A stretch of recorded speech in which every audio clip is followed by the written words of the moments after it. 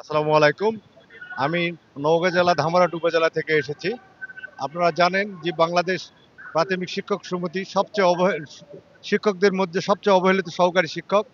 আপনারা জানেন আমরা ২য় শ্রেণীর স্নাতক ডিগ্রি নিয়েও অন্যান্য ডিপার্টমেন্টে যারা ইন্টার পাস বা স্নাতক ৩য় শ্রেণী তারাও সেকেন্ড ক্লাস মর্যাদা পাচ্ছে। আমাদের অন্যান্য অধিদপ্তরের ১৪ গেট থেকে ১৬ গেট থেকে সরাসরি ১০ম গেটে দিচ্ছে। কিন্তু আমাদের সমযোগ্যতা এবং যোগ্যতা বেশি থাকার পরেও আমরা কিন্তু ১০ম গেট পাচ্ছি না। আপনারা জানেন আমার চাকরি ১৫ বছর হয়ে গেল, কিন্তু আমি উন্নতি গেট পাইনি। এই যে আমাদের হাসিনা সরকার ১৫ সালে যে পে স্কেল দিয়ে আমাদের শিক্ষকদের এবং অন্যান্য কর্মচারীদের যে একটা জটিলতা রেখে গেছে, ১৫ বছর থেকে আজ ২৫ বছর, ১০ বছর কিন্তু আমরা কোনো যারা যেদের শিক্ষকের ১০ বছর হয়ে গেছে, তারা উন্নতি স্কেল আমরা পাইনি।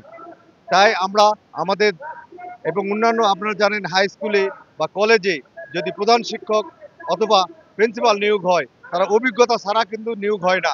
আমাদের এই প্রাথমিকের সহকারীদের ২০ বছর, ২২ বছর, ২৫ বছর চাকরি হওয়ার পরও ওনাদের পদোন্নতি দেওয়া হয় না।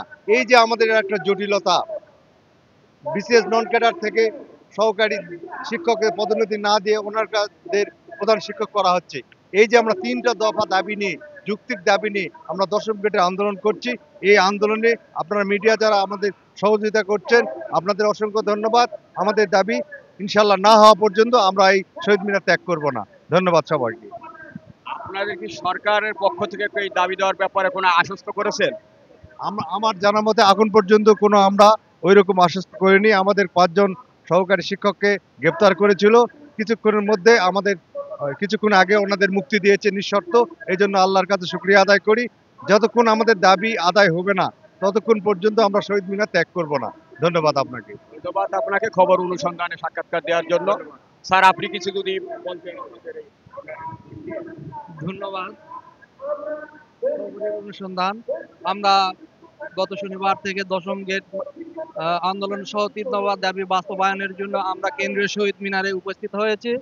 আমরা গতকাল শান্তিপূর্ণভাবে শহীদ মিনারে আন্দোলন চালিয়ে যাচ্ছিলাম এবং শেষ পর্যায়ে আমরা কলম বিরতির জন্য শাহবাগ অভিমুখে রওনা হইলে শাহবাগের আহ, আহ, থানার সামনে পুলিশ সদস্যরা আমাদের কতিপয় শিক্ষকদের উপর গ্রেনেড হামলা সহ নানা নির্যাতন করে এবং প্রায় অর্ধ শতাধিক বা শতাধিকের উপর শিক্ষক শিক্ষার্থী আমাদের হচ্ছে অসুস্থ হয়ে পড়ে এবং একজন শিক্ষক আমাদের আহ, শিক্ষককে আমাদের অপারেশন করতে বাধ্য হতে হয়েছে এবং কয়েকজন শিক্ষককে কারাগারে বন্দী করা হয়েছিল। আজকের সকালে আলটিমেটামের প্রেক্ষিতে ১২টার মধ্যে তাদেরকে নিঃশর্তভাবে মুক্তি প্রদান করা হয়।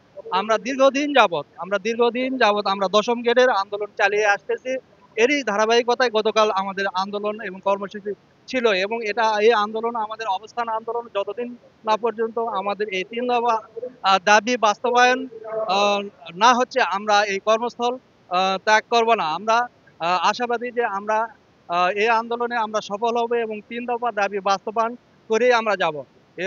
এবং আরো আপনাদের জ্ঞাতার্থে জানাচ্ছি যে আমরা একই যোগ্যতা সম্পন্ন, কেউ ঢাকা ইউনিভার্সিটি, কেউ রাজশাহী ইউনিভার্সিটি বা বিভিন্ন ইউনিভার্সিটি থেকে পাবলিক বিশ্ববিদ্যালয় থেকে পাশ করা সত্ত্বেও একই যোগ্যতা সম্পন্ন অন্যান্য ডিপার্টমেন্টে, বিশেষ করে হচ্ছে নার্স, কৃষি ডিপ্লোমা, অন্যান্য যারা ইন্টারমিডিয়েট প্লাস ৩ বছর কোর্সে ডিপ্লোমা করে তারা ২য় শ্রেণীর মর্যাদা আহ, এবং ১০ম গেটে পদায়ন।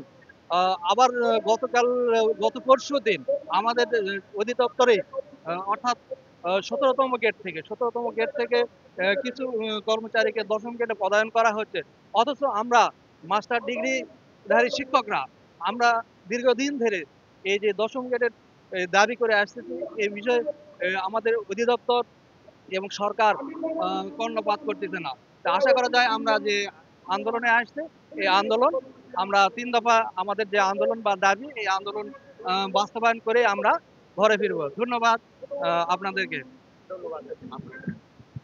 একজন মহিলা শিক্ষকের সাথে কথা বলবো, তার কষ্ট, লাঞ্ছনা, বঞ্চনার কথা আমাদের খবর অনুসন্ধানে উনি বলবেন। আপনার কি জন্য শহীদ মিনার আসছেন?